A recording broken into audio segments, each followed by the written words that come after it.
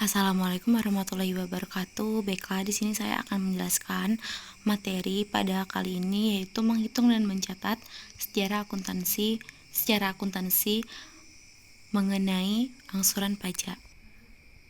Angsuran pajak merujuk pada pembayaran pajak yang dibayarkan secara berkala dalam jangka waktu tertentu, bukan dalam satu pembayaran tanggal pada akhir tahun pajak. Pembayaran angsuran pajak biasanya merupakan bagian dari sistem perpajakan yang bertujuan untuk membantu perusahaan atau individu membagi beban pajak mereka menjadi sejumlah pembayaran yang lebih terjangkau selama periode waktu tertentu. Sistematika angsuran dalam pajak dalam akuntansi. Yang pertama, perencanaan pajak. Yang kedua, perhitungan pajak. Yang ketiga, ada penentuan jadwal pembayaran. Yang keempat, pencatatan transaksi. Yang kelima, penyesuaian akuntansi. Yang keenam, pelaporan pajak.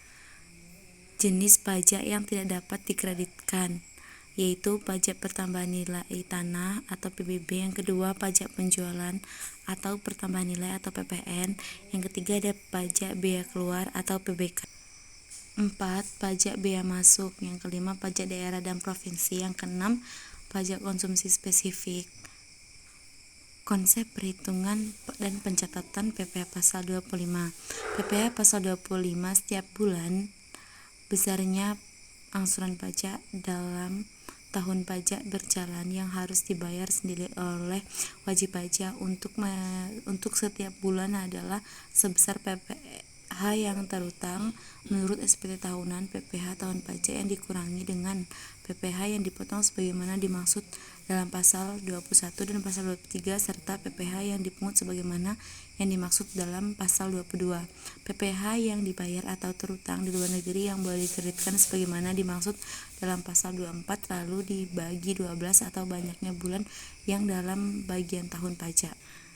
PPh 25 sebelum penyampaian SPT tahunan besarnya angsuran pajak yang harus dibayar sendiri oleh WP untuk bulan sebelumnya. Batas waktu penyampaian SPT tahunan PPh sama dengan besarnya angsuran pajak untuk bulan terakhir tahun pajak yang lalu. Lalu yang C ada tahun pajak berjalan diterbitkan surat ketetapan pajak SKP. Yang terakhir, mekanisme pengkreditan pajak. Kredit pajak adalah jumlah pembayaran pajak yang dilakukan sendiri oleh WP setelah ditambahkan ke pajak yang dipotong atau dipungut oleh pihak lain dan dipotong dari semua pajak yang terutang termasuk pajak atas penghasilan yang terutang di luar negeri.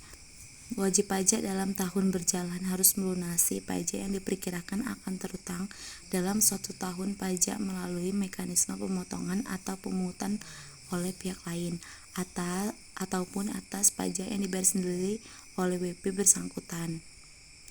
Baiklah, sekian penjelasan dari saya. Saya akhiri. Wassalamualaikum warahmatullahi wabarakatuh.